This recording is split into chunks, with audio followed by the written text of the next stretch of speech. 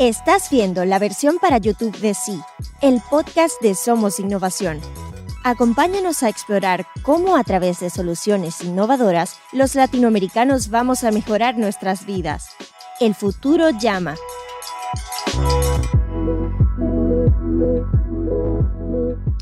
Hola, soy Federico Fernández. Bienvenidos a un nuevo episodio de Sí, el podcast de Somos Innovación. Hoy vamos a hablar de PropTech y para ello nos acompaña Rodrigo Sánchez Ríos. Rodrigo es cofundador y presidente de La House, una plataforma inmobiliaria que apunta a resolver las dificultades a las que se solían enfrentar compradores y vendedores en América Latina. Rodrigo además estudió Ingeniería Electrónica e Informática en el MIT y posee un MBA de Stanford. En redes pueden encontrar a Rodrigo en LinkedIn, Twitter y por supuesto en la web de La House. A todo voy a dejar los respectivos links en la descripción del episodio. Y antes de darle la bienvenida a Rodrigo, le quiero agradecer a Yamel Sarkis de GTIPA. A GTIPA también voy a poner un link, que es quien nos puso en contacto y permitió que hagamos esta entrevista. Ahora sí, Rodrigo, bienvenido. Muchas gracias, Federico. Encantado de estar acá. No, muchísimas gracias a vos. Quería empezar preguntándote, digamos, ¿qué problemas vos detectaste en el mercado inmobiliario, en la compra-venta de bienes raíces, que te motivaron a empezar un proyecto como La House? Federico, si te parece, te doy un poco de contexto, pues, de mi vida profesional y de los elementos que dieron como ese momento de eureka, ¿no? De decir, aquí es donde puede haber una solución interesante. Federico, pues yo soy de México, como bien mencionaste, pues crecí en México hasta que fui a estudiar en Estados Unidos, hice finanzas en Nueva York y acabé en el MBA en Stanford, donde conocí a mis socios colombianos, a Tomás y a Jerónimo. Y ellos me invitaron a visitar a Medellín, la ciudad donde son, y eso me cambió la vida, ¿no? Porque descubrí Medellín, eso fue en el 2012, Federico, y en ese entonces, pues, todavía, ¿no? Pero aún más, Colombia era un paraíso de optimismo, de ética de trabajo, con mucho potencial, y me pareció que era como México en los noventas, cuando México estaba integrándose a la economía global, incorporando todo ese tipo de innovación, tecnología y con mucho optimismo, ¿no? Entonces, unificamos fuerzas, ellos con su experiencia en bienes raíces, en inversiones inmobiliarias, yo con mi experiencia en finanzas, y montamos un fondo de inversión inmobiliario, Federico. Es decir, pues una apuesta a la antigüita, montar ladrillos, ¿no? Para justamente darle a la clase media que estaba creciendo y sigue creciendo en Colombia todos los servicios y necesidades que iban a comenzar a demandar con mayor potencia, residencia, comercio, industrial. Entonces, Federico, digamos, mi vida empresarial comenzó en este emprendimiento de inversión inmobiliaria y desarrollo inmobiliario. Entonces, eso fue un trabajo que continúa, pero digamos que fueron 5 años de foco. Y en esa experiencia, Federico, fue donde vivimos en carne propia todas las ineficiencias de la cadena de valor inmobiliaria, desde decidir qué construir, durante la construcción, cómo organizas, cómo optimizas el producto, en el caso de vivienda, que vas a construir para que encaje con la demanda. Una vez que ya lo tienes construido, lo estás construyendo, cómo consigues la demanda, ¿no? Eso pues del lado del desarrollador. Del lado de quien compra, pues lo vivimos en carne propia simplemente buscando nuestros hogares y nuestras casas aquí en Medellín y en Bogotá. Y vimos cómo es que existe total desalineación, falta de confianza entre los agentes o intermediarios del mercado, ¿no? Una persona que busca vivienda en Colombia en particular, pero en Latinoamérica en general, Federico, tiene que lidiar con portales en Internet que son básicamente como revistas digitales, ¿no? Y incluyen información obsoleta, información incompleta, muchas veces información que es mentira simplemente para atraerte. Y todo eso, pues, conlleva una pérdida de tiempo, pérdida de oportunidades, que los dueños se demoren mucho más en vender. Entonces, empezamos a ver esas ineficiencias que las sentimos en carne propia como desarrolladores en el mundo inmobiliario. Y por último, el tercer, digamos, building block fue que desde el comienzo en Jaguar Capital, ese es el nombre del fondo, creíamos muchísimo en que la tecnología y los datos habilitaban una mejor decisión de inversión inmobiliaria, ¿no? Entonces, construimos junto con Santiago García un equipo y unas capacidades tecnológicas para alimentar nuestro proceso de inversión en Jaguar Capital, que luego nos dimos cuenta que lo podríamos ampliar, digamos, el campo en el que se empleaban esas herramientas y darle la capacidad a cualquier persona que va a comprar casa, que es una inversión inmobiliaria, utilizar esas capacidades. Entonces, unificamos esos tres insights. El insight de que es muy difícil vender y es un problema serio que limita el desarrollo inmobiliario. Es muy difícil comprar y eso genera desconfianza y desgaste, y que la tecnología y datos que ya teníamos armados no estaban utilizándose en el mercado. Fuimos, digamos, pusimos esos tres ingredientes, lanzamos el primer proyecto como MVP, ¿no? El Minimum Viable Product en Medellín. Eso fue en el 2017, hace 3 años, y afortunadamente tuvo muy buen resultado y de ahí hemos crecido. Menciona, a ver, muchas cosas que te quiero preguntar, pero una cosa que tiene que ver con algo que vos justamente comentaste en este evento de GTIPA hace un par de semanas.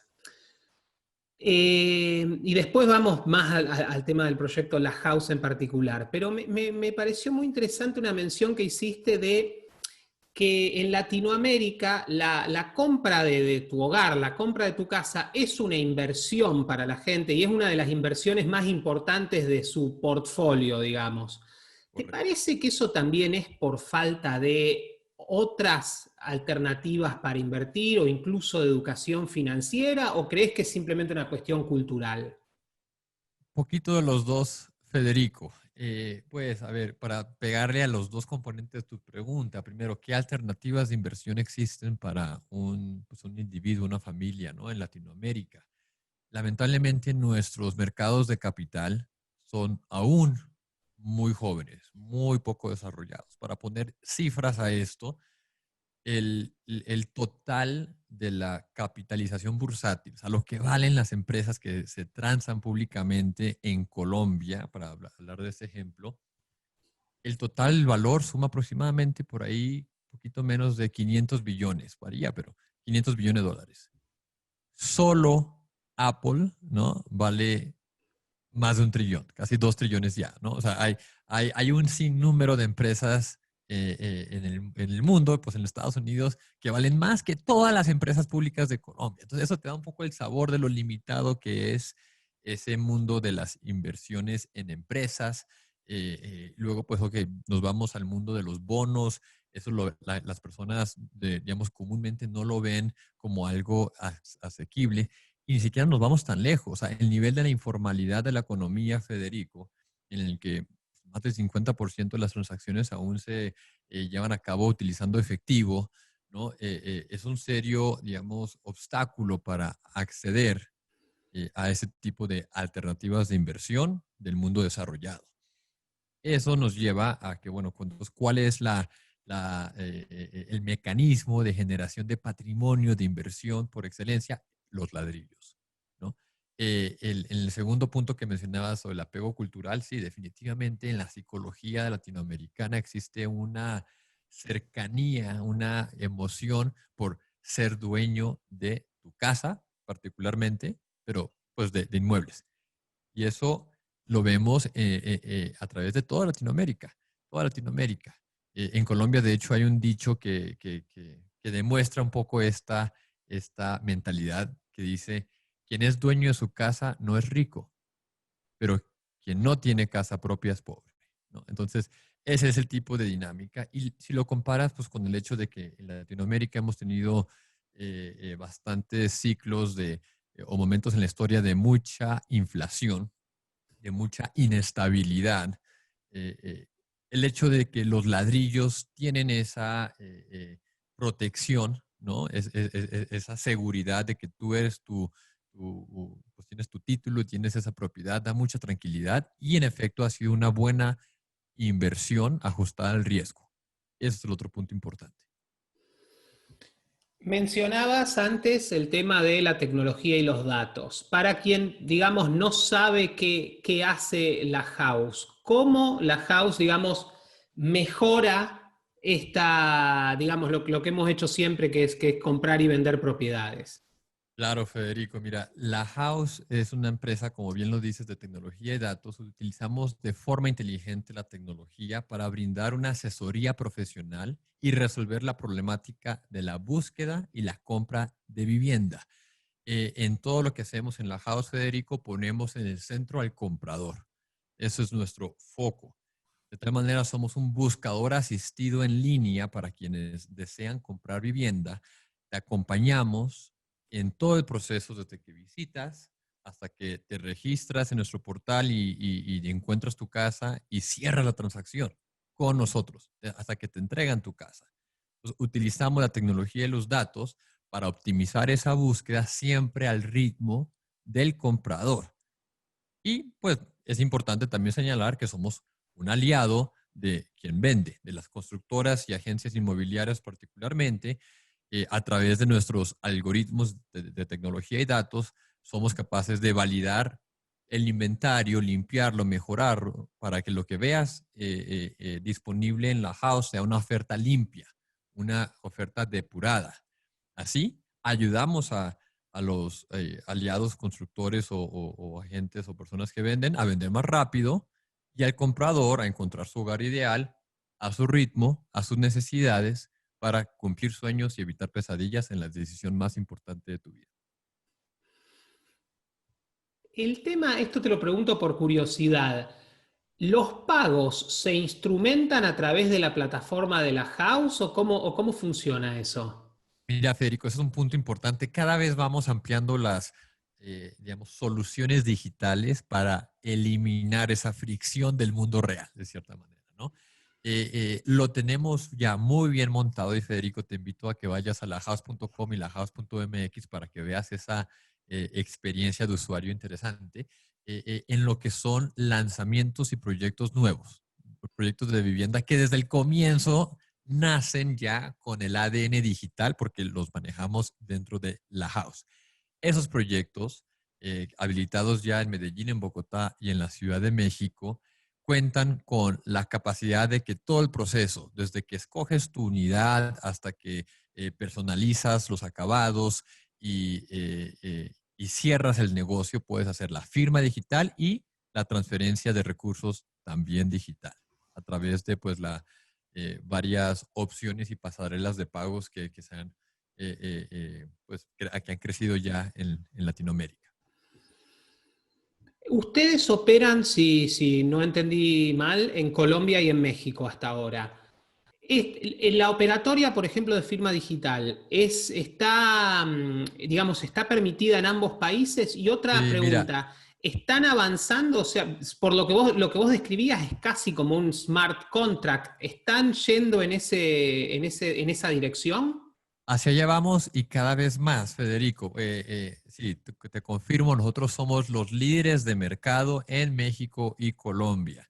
Somos el emprendimiento inmobiliario tecnológico más importante de Hispanoamérica. La manera que lo quieras medir, en cuanto a ingresos, en cuanto a listings, en cuanto a transacciones que hemos cerrado en nuestra historia, ya contamos con 3.200 transacciones.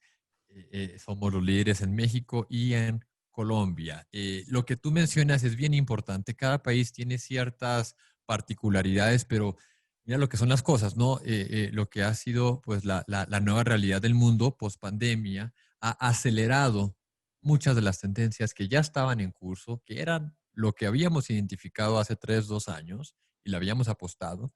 Y eso, lo que esperábamos que sucediera en 10 años, ha sucedido en 10 meses o menos, ¿no? Y mucho de eso que mencionas es justo lo que dices, que notarías en Colombia, por darte un ejemplo, ya permitan el reconocimiento de la firma digital.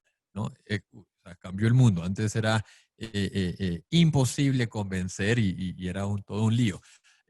Colombia va poco más adelantado en ese proceso de digitalización de los trámites. México ya comienza a avanzar y hemos tenido bastante buen resultado implementando soluciones digitales, tanto de pagos como de firmas. ¿Están pensando en otros países para seguir extendiendo la house?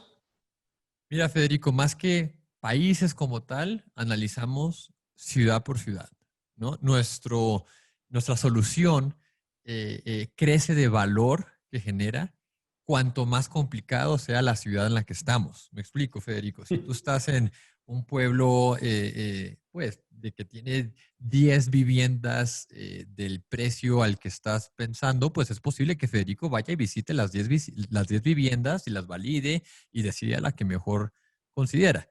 Pero en una ciudad como la Ciudad de México, ¿no? La ciudad hispanohablante más grande del mundo, con más de 5 millones de viviendas, ¿no? O sea, es imposible, Federico, que vayas y veas todas las viviendas a las que podrías tener acceso. Ahí es donde pues el proceso, la tecnología, el servicio, los datos de la house toman mucha mayor relevancia y te solucionan un problema mucho mayor. Así es como analizamos ciudad por ciudad. Pues no es difícil ver, ¿no? O sea, las 25 ciudades más importantes de Latinoamérica, sí enfocados en Latinoamérica porque es donde existe cierta cultura, ciertas características del mercado inmobiliario en común. Y ahí es donde cada día nos preguntamos, ¿es el momento de ir a otra ciudad? ¿Sí o no? Hasta ahora, te puedo contar que no, estamos muy enfocados en los mercados donde estamos, tenemos mucho crecimiento enfrente de nosotros. Para ponerte un sabor, hemos crecido, sinceramente hemos crecido mucho, pero aún nuestra tasa de mercado es pequeña, ¿no? Ya en Colombia, en Medellín en particular, es considerable, pero en México pues estamos por debajo del 5% del mercado. Entonces vemos que hay todavía mucho potencial de crecimiento a pesar de lo bien que hemos crecido hasta la fecha. Decías hace un rato que no sé, en el corazón, en el centro de la house está el comprador. ¿Cómo notás, digamos, que el comprador en Medellín, en otras ciudades de Colombia, en México, se siente, digamos, con estas nuevas herramientas de PropTech como la house? ¿Los ves cada vez más, digamos, Sí. todavía hay resquemores o los ves cada vez más cómodos? No, definitivamente todavía hay como, pues para utilizar tu palabra que desconozco, resquemores, ¿no? Pero cada vez más baja esos obstáculos hacia probar las herramientas digitales. Y de nuevo aquí también nos hemos visto beneficiados, a pesar de que la pandemia ha sido pues una tragedia, ¿no? Humana, económica, a nivel mundial, en cuanto a los comportamientos de los usuarios, ha tenido una serie de cambios muy interesantes y ha permitido que muchos prueben estas herramientas digitales cuando nunca lo hubiesen hecho en la situación normal, ¿no? Nosotros somos muy contentos. Una de las métricas fundamentales de nuestra gestión es la satisfacción de nuestros usuarios, ¿no? Y eso nos brinda pues mucho orgullo y es un gran motor el nivel tan alto de satisfacción de quienes hacen el proceso de búsqueda y compra, no confían en esa gran decisión en la house. Y eso ha sido pues un resultado espectacular. Utilizamos la métrica de NPS, Net Promoter Score, y eso pues tiene resultados encima de 80, en algunos casos encima de 90 en algunos mercados, que es espectacular. Y sí, nuestro usuario, digamos, ideal, Federico, no ideal, el más común de esos 3.200 que mencionaba, pues suelen ser parejas de entre 25 a 35 años, comprando su primer inmueble, acostumbrados al uso de tecnología, pues utilizan Mercado Libre, utilizan Rappi, y me quito el sombrero, pues tanto a Marcos Galperín como a Hernán Casa, como a Simón Borrero y David Vélez, ¿no? Que han hecho muchísimo tanto por educar al consumidor al poder de la tecnología, como convencer a los inversionistas globales del potencial de creación de valor en Latinoamérica. Gracias a ellos es que la House hoy tiene tanto el talento como el capital y el comportamiento de usuarios para hacer realidad nuestro sueño. Entonces, sí, lo hemos visto cambiar. Todavía hay mucho temor, todavía hay muy poca penetración en cuanto a quienes buscan, por ejemplo, en línea comparado a quienes buscan en mecanismos no digitales, pero pues eso nos juega a favor, porque significa que lo que hemos logrado es, a pesar de ese, digamos, resistencia de comportamiento, que cada vez va cambiando más rápidamente. Mencionabas a Mercado Libre, Rappi, dos de los unicornios más importantes de América Latina, sin dudas. Ustedes, y no quiero, por favor, no quiero hablar de cifras ni nada por el estilo, pero ustedes hace unos meses tuvieron una ronda de capitalización muy exitosa. Lo que me gustaría que me cuentes y que nos cuentes, sobre todo a quien está escuchando, si, digamos, ¿qué pasos vos sentís que la House tuvo o qué etapas la House tuvo que ir cumpliendo Claro. como para llegar a ese momento de la ronda de capitalización hace un par de meses? Sí, no, Federico, somos muy contentos de contar con el tremendo apoyo pues de los mejores, ¿no? Ahí sí, sin duda, Kasek Ventures, que son los fundadores de Mercado Libre, ¿no? Mercado Libre, pues ese gran ejemplo que ya es la empresa más valiosa de Latinoamérica. Ellos, pues, dado esa experiencia, buscan los siguientes mercados libres y contamos con ese apoyo, en particular de Hernán Casá. Lideraron esta ronda junto con NFX, que es Pete Flint, el fundador de Trulia y Zillow, la empresa tecnológica inmobiliaria más grande de Estados Unidos. Ese tipo de procesos de levantamiento de capital son complicados, Federico. Quien diga que es fácil, está mintiendo. Lo que sí es verdad y es importante reconocerlo, antes era imposible. Ahora simplemente es difícil. Me explico. Y lo que buscan estos inversionistas, pues es que exista un potencial tremendo de crecimiento, que sea un mercado imponente, o sea, que el premio de que si lo haces bien sea algo que mueva mucho la aguja.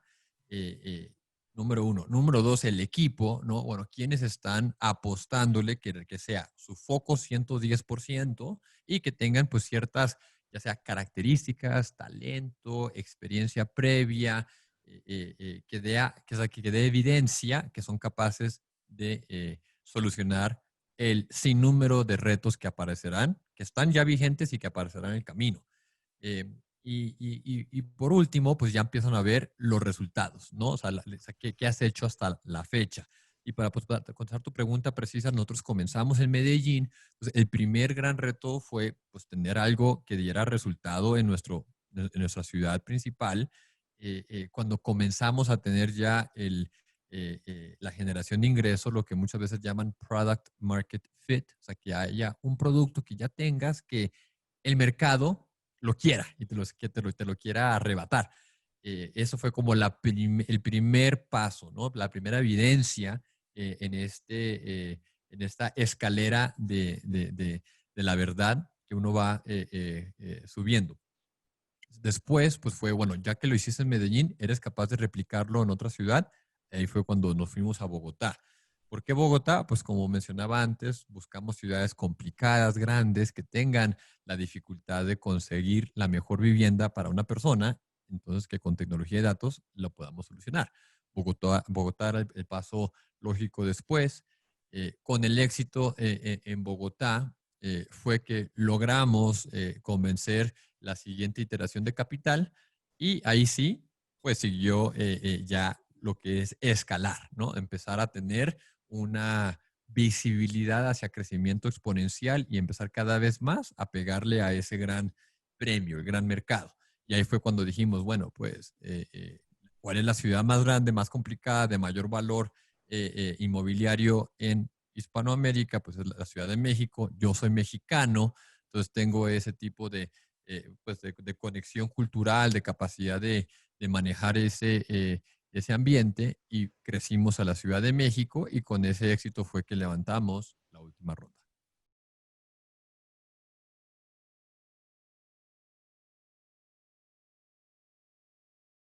Yo creo, a ver, es bastante obvio que la house, digamos, cumple un rol disruptivo muy importante en, digamos, bajar costos de transacción y fricciones, hacer desaparecer fricciones que antes existían en el mercado inmobiliario. Pero me parece que eso solo no le hace justicia a todo lo que ustedes hacen. ¿Qué sería, además del tema de bajar drásticamente los costos de transacción entre vendedores y compradores, qué otras cosas te parece son los que hacen de la house algo tan No, innovador y tan Federico, disruptivo? nosotros vamos a transformar toda la región, ¿no? Nosotros, o sea, nuestra visión es darle libertad a las personas, libertad geográfica de que puedan escoger y vivir donde deseen y libertad financiera, que tengan la capacidad de escoger y pagar pues una vivienda que no solo les satisfaga todas las necesidades, digamos, reales, sino les genere patrimonio, les genere generación de valor y que si en cualquier momento, por cualquier razón, uno tiene que desplazarse y cambiar de ciudad, de colonia, de entorno, o pues también se le crece la familia o tiene que aceptar a su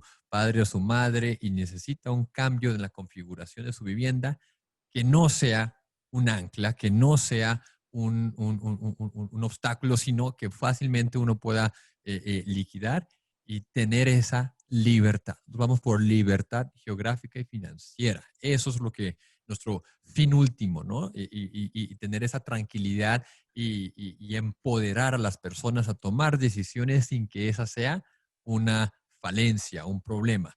Que no tengan situaciones financieras complicadas ni situaciones de movilidad geográfica complicadas. Logrando esta visión, Federico, pues eso le cambia la dinámica a toda la región. No puedo submencionar, o sea, lo importante que es el sector de la construcción y de digamos, los servicios inmobiliarios para la economía de toda la región, ¿no? Estamos hablando de entre 10 a 15% del PIB. Tiene que ver con el mundo inmobiliario residencial. Entonces, cuando tú tienes una solución a la falta de confianza, a la fricción, a las demoras que están alrededor de gran componente de la economía regional, logras desatar tremendo valor. Puedes tener un efecto multiplicador en que se vuelve más dinámico el mercado laboral, se habilitan más productos financieros, existe una subpenetración de financiación de hipotecas, que eso está limitando quienes tenemos acceso a la creación de valor patrimonial a través de la propiedad de vivienda. Y eso no tiene razón de ser. O sea, podríamos multiplicar por 10 fácilmente la cartera de créditos hipotecarios en Latinoamérica y con eso darle una palanca, una herramienta de generación de patrimonio muy importante a los más de 600 millones de latinoamericanos. Todo eso es lo que le estamos apostando a través, primero comenzando con nuestra solución, nuestro marketplace transaccional, cada vez más ampliando los servicios que ofrecemos. Entre esos servicios que te gustaría ampliar, ¿el tema de financiación es algo que les interesa? Totalmente, Federico. Eso es algo que pues no solo nos interesa a nosotros, nos lo piden nuestros usuarios, ¿no? Es algo, nosotros, pues como mencionaba, ponemos al centro del proceso al comprador. Ese comprador lo escuchamos mucho. Pues nosotros tenemos nuestra tesis de cuál es el proceso de desarrollo de nuestro producto y vamos entendiendo cómo evolucionan las necesidades, los requisitos de los usuarios. Y esos usuarios nos piden a gritos que los ayudemos a que la misma, digamos, tranquilidad que les damos en la búsqueda y en el cierre de su vivienda, seamos capaces de dárselas para la consecución y cierre de su financiación. Leí en algún artículo publicado en internet, y por favor corregime si los datos son incorrectos, que creo que vos mencionabas que en Latinoamérica en promedio vender una propiedad toma 12 meses, mientras que en Estados Unidos es aproximadamente 6 semanas. Eso es, Correcto. vos decías hace un ratito el tema de que tu propiedad no se vuelva como una especie de ancla, digamos, imposible de levantar. Y ahí creo que hay, digamos, hay mucho espacio para mejorar, ¿no? Totalmente. Los datos que acabas de mencionar son correctos. De hecho, aquí estaba buscando lo de las 6 semanas en Estados Unidos ya bajó a 2 semanas. 2 semanas en octubre. No, eso fue en septiembre y octubre likely to be even more intense. Esto fue datos que sacó Glenn Kellman de Redfin. O sea, el mercado residencial en Estados Unidos está absurdamente caliente. En Colombia, dado que no tenemos todavía esas herramientas eficientes, se mantienen los procesos lentos y sí, están entre 10 a 14 meses, dependiendo del país, dependiendo del tipo de inmueble. Pero esa es la escala del reto y la oportunidad. Imagínate si somos capaces de bajar esos 14 meses a 6, a 4, a 2 semanas. Eso es lo que queremos.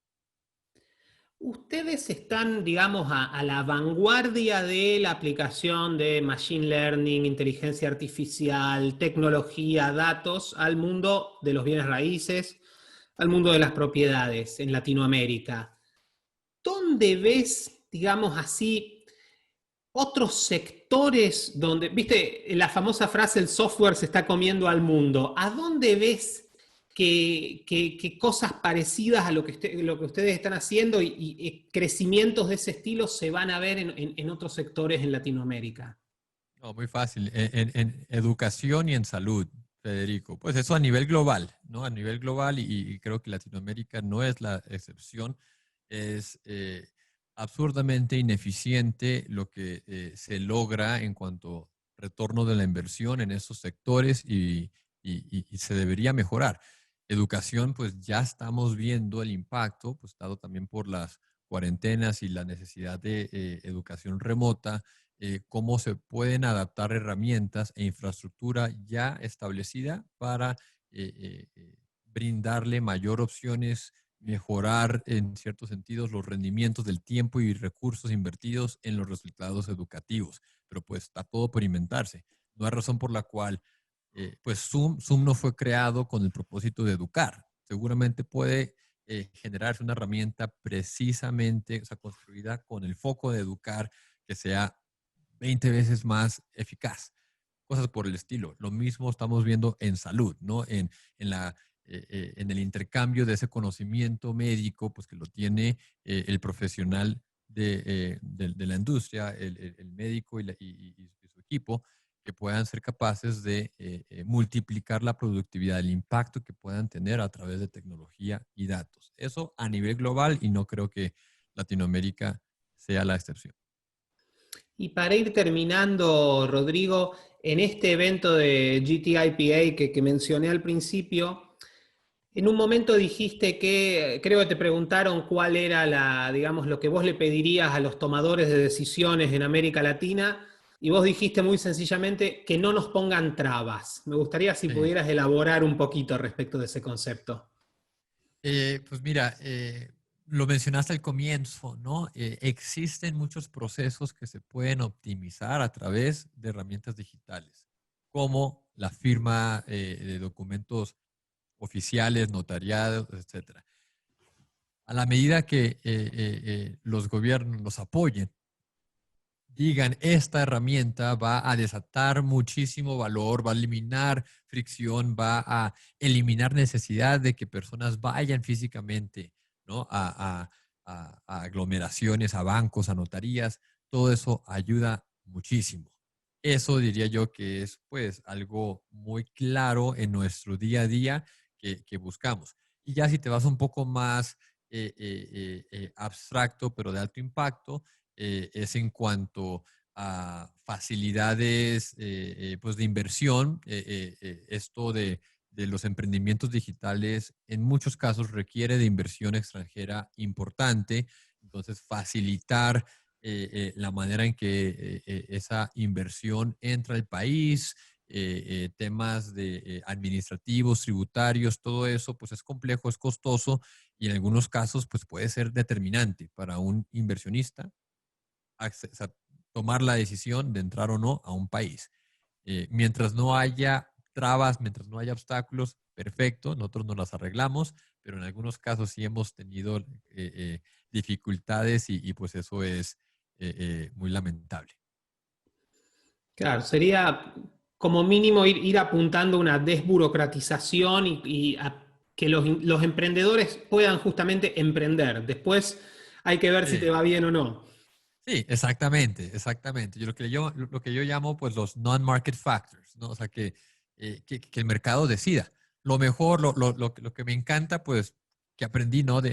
Una vez comencé a emprender, es que es mucho mejor que el mercado sea quien determina tu éxito que, pues, por decirte algo, un jefe, ¿no? Un jefe humano que, pues, cuando estaba en Nueva York, trabajaba en un despacho, en un banco y en un fondo de capital, y sí, había digamos, cierta correlación de mi éxito con el éxito pues, de la inversión o del proyecto en el que estábamos, pero quien determinaba si me iba bien o no era mi jefe inmediato.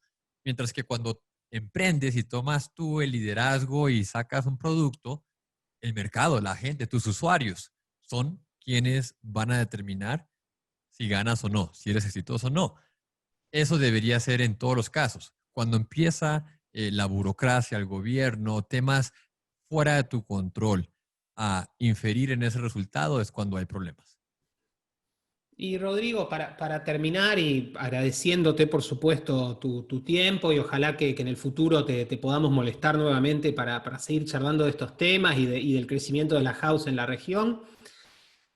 A ver, yo sé que esta pregunta, viste, es medio, quizás hasta es un poco naif, pero ¿qué consejo o qué, digamos, qué le dirías vos a alguien joven o no que esté pensando en emprender, que esté pensando, no sé, en dejar su trabajo asalariado para hacer algo, para armar una Sí. startup? ¿Qué consejo le darías? A ver, varios pues, consejos que doy. A ver, primero, leer. O sea, no pares de leer, no pares de aprender. Es importantísimo eso, pues, para uno tener una mente elástica. Lo más importante al emprender es la adaptabilidad. Y si uno lee y expande pues, su campo de conocimiento, sus experiencias, eso ayuda muchísimo y a eso le atribuyo pues el poco éxito que hemos logrado, ¿no? Cuando hemos resuelto situaciones a ese conocimiento. Número dos, eh, eh, pues lo pondría así, es, si vas a apostarle en algo, apuéstale a ti mismo, ¿no? O sea, take a risk on yourself. Y si tomas esa apuesta, asegúrate que si sale bien, tengas algo que capture ese valor. O sea, en inglés diría, o sea, take a risk on yourself and have equity on that risk, ¿no? O sea, ya sea, pues estás en una empresa, asegúrate que tengas claridad de cómo tu rendimiento te va a resultar, ya sea en compensación variable o en más responsabilidad o algo, ¿no? Pero, o sea, apuéstate en ti mismo, porque cuando tengas esa apuesta, cuando tengas ese fuego en tus pies, es gran motivación, ¿no? Eh, pues siempre soy consciente del tremendo privilegio que he tenido en toda mi vida de nacer en un hogar estable, unos papás y mamás papá y mamá que valoraban mucho la educación y eso fue pues gran foco y me permitieron pues crecer en ese contexto que fui capaz de apostar en mí a una temprana edad, ¿no? Pero diría, siendo prudentes, tomar ese riesgo, apuesten en sí mismos y tengan ese equity, esa participación, ¿no? En esa apuesta que si sale bien, resulta muy enriquecedora, tanto personal como profesionalmente, como económicamente. Y si sale mal, aprendes mucho. Y esa es la clave también. No permitir que digamos, un aparente fracaso, para utilizar las palabras que suenan mucho en Latinoamérica, no, no, es que fallé, fracasé. No, aprendiste, ¿no? Entonces, eso significa que en el siguiente intento vas a tener tanto mayor conocimiento, experiencia, capacidad de afrontar esos retos con lo que aprendiste anteriormente. Y la clave es eso, no darse por vencido y seguir adelante. Muchísimas gracias, Rodrigo. Fue un placer tenerte. Felicitaciones por el gran año que están teniendo con la house. Yo creo, esto por supuesto en broma, pero digamos, si hay responsables de la pandemia son Zoom y la House, entre ellos. Pero nada, hablando en serio, sí, están haciendo un trabajo increíble. Felicitaciones por todo lo bueno que les está pasando. Y a quienes nos escucharon, no olviden suscribirse a través de cualquier plataforma que utilicen para escuchar podcasts. Y nos encontramos en un próximo episodio de Sí, el podcast de Somos Innovación. Sí es el podcast de Somos Innovación. Visita somosinnovación.lat para suscribirte. Y no olvides compartir este episodio a través de tus redes.